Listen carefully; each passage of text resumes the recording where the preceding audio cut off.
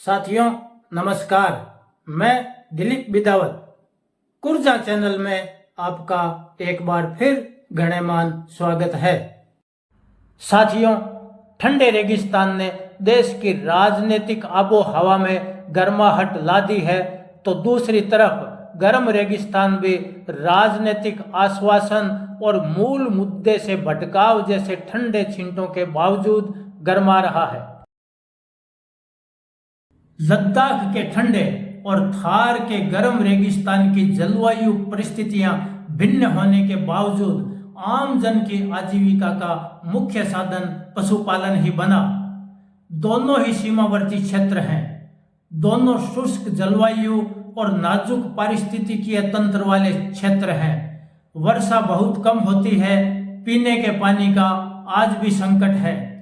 सूखे की बारंबारता और पानी की कमी के कारण कृषि वैकल्पिक व्यवसाय ही बना।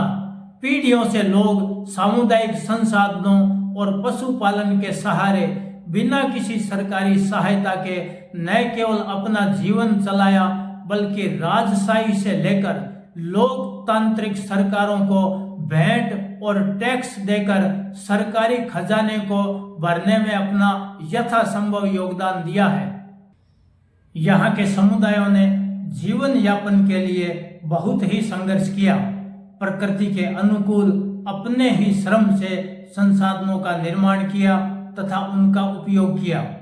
पशुपालन आधारित आजीविका के लिए दो प्रकार के मुख्य संसाधनों की आवश्यकता थी, चारागाह और वर्षा तथा हिम पिघलन जल संग्रहण वाले जल स्रोत। दोनों ही क्षेत्रों में स्थानीय समुदायों ने जलवायु और भौगोलिक परिस्थितियों के अनुकूल चारागाहों और जल स्रोतों का निर्माण किया तथा उनका बेहतर इस्तेमाल हो, इसके लिए प्रबंधन व्यवस्था बनाई जो आज भी विद्यमान है।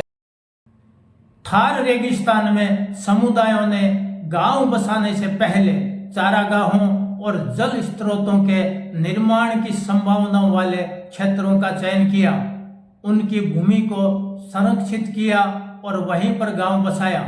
चारागाहों में जल स्रोतों का निर्माण किया। ओरण और गोचर मुख्य चारागाह बने। पूरे वर्ष अलग अलग हिस्सों में चराई करने के लिए बड़े क्षेत्र को कवर किया गया, ताकि कई गांव के पशु अलग अलग क्षेत्र समय में चराई कर सके एवं घास व चारा वनस्पतियां पुनः पनप सके।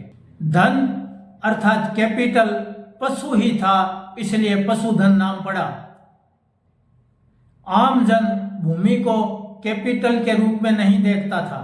सारी भूमि जागीरदारों की होती थी, केवल उपयोग की छूट थी। उपयोग के एवज में लगान वसूला जाता था, लेकिन चारागाहों और जल स्रोतों की भूमि राजकीय दखल से मुक्त होती थी एवं उस पर समुदाय का अधिकार होता था।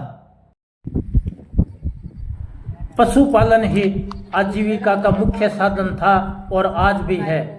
पशु ही धन था। लूटपाट भी पशुओं की होती थी। चारागाह में पशुपालक संगठित होकर लुटेरों से मुकाबला करते थे। यह सुरक्षा केंद्र बने। पशु लुटेरों से मुकाबला करते समय जो शहीद होते थे, उनके नाम से ओरण भूमि तय कर दी जाती थी। आज भी ओरण भूमि किसी शहीद अथवा पशुपालकों की सुरक्षा करने वाले देवताओं के नाम से संरक्षित है।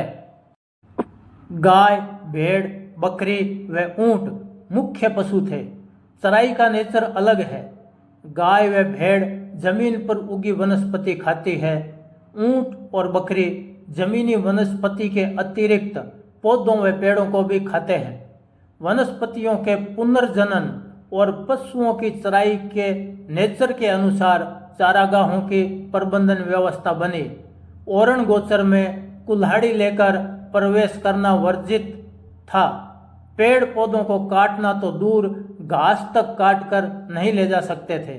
किस माह से किस माह तक कहाँ चराई होगी यह भी तय था। ऐसी प्रबंधन व्यवस्था जिसमें पशु पक्षी वनस्पतियों को संरक्षण मिले ताकि जीवन चल सके।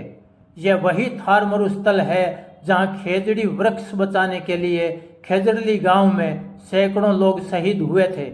वन विभाग से कहीं अधिक वन्य जीवों की सुरक्षा आज भी समुदाय कर रहा है।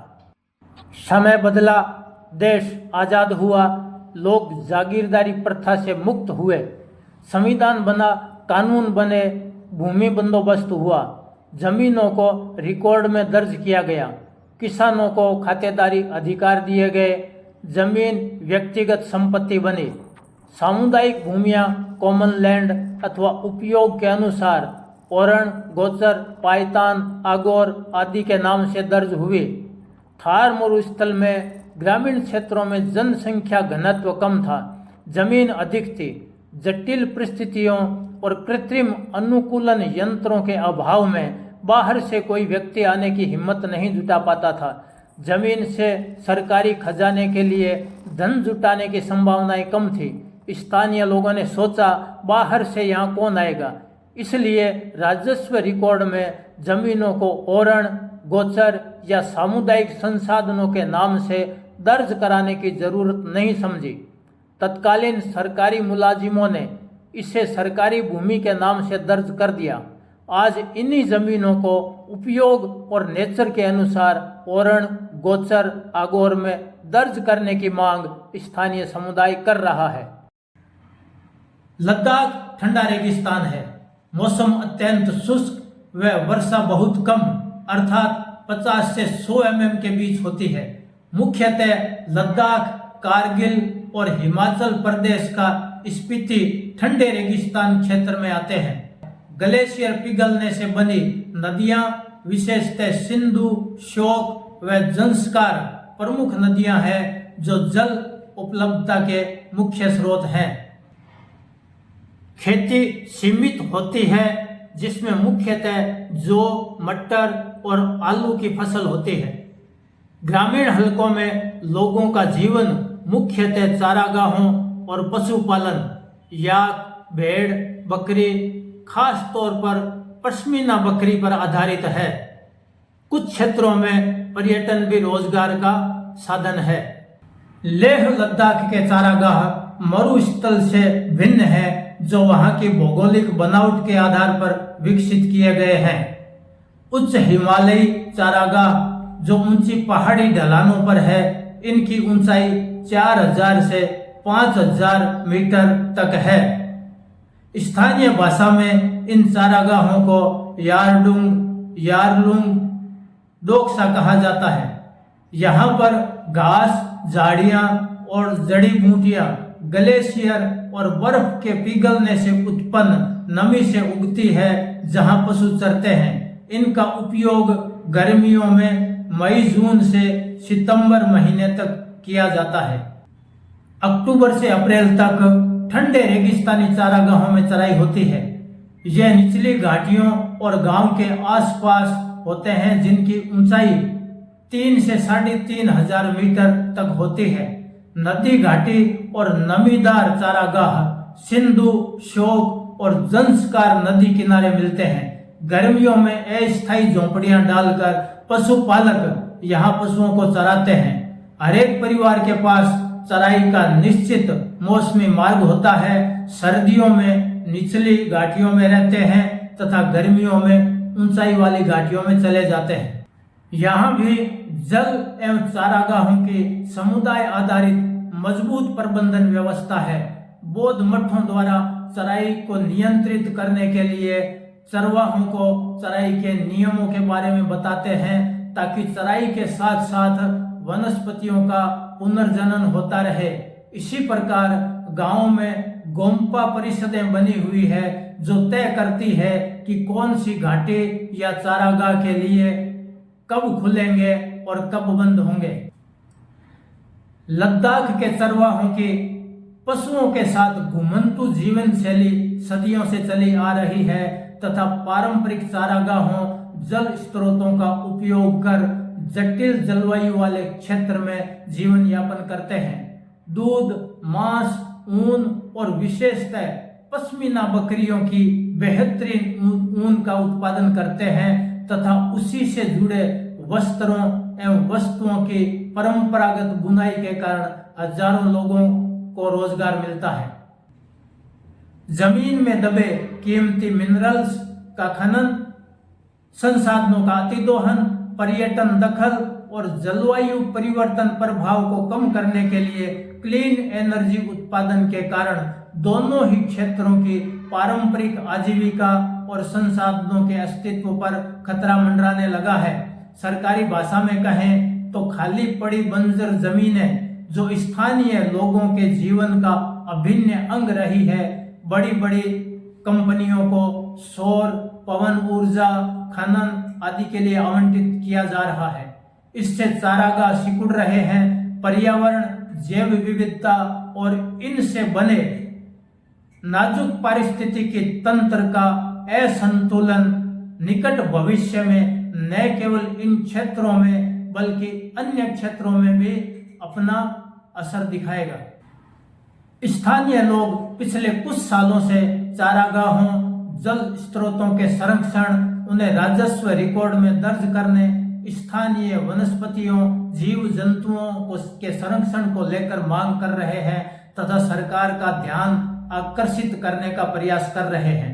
जैसलमेर, जहां आज भी आजीविका का मुख्य साधन पशुपालन है, इन चारागाहों को रिकॉर्ड में दर्ज करने की मांग लंबे समय से कर रहे हैं। सवाल केवल पशुपालकों के जीवन और आजीविका का नहीं है, यह सवाल परोक्ष अपरोक्ष रूप से देश के प्रत्येक नागरिक के जीवन से जुड़ा हुआ है। अमूल का दूध पीता है इंडिया स्लोगन इन पशुपालकों और चारागाहों के जीवन की अभिव्यक्ति से उत्पन्न हुआ है। घरों में और रेस्तरां में लजीज नॉनवेज इन्हीं चरवाहों के कारण मिलता है।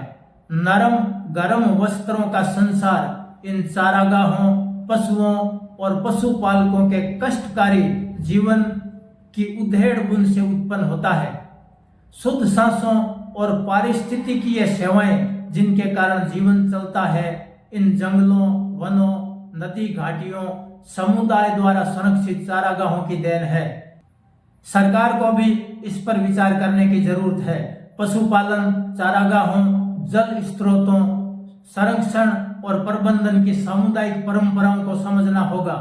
पशुओं की संख्या के अनुपात में चारागाहों के लिए कितनी जमीन की आवश्यकता होगी, जल स्रोतों के लिए कितना कैचमेंट एरिया जरूरी होगा, स्थानीय वनस्पतियों व जीव जंतुओं के संरक्षण के लिए कितनी भूमि जरूरी है, पर्यावरण, जैव विविधता और पारिस्थितिकीय तंत्र संरक्षण को ध्यान में रखकर नई परियोजनाओं को प्रस्तावित करना होगा। यह जानकारी कैसी लगी कमेंट में जरूर बताएं। जानकारी अच्छी लगी है तो वीडियो को लाइक व शेयर करें।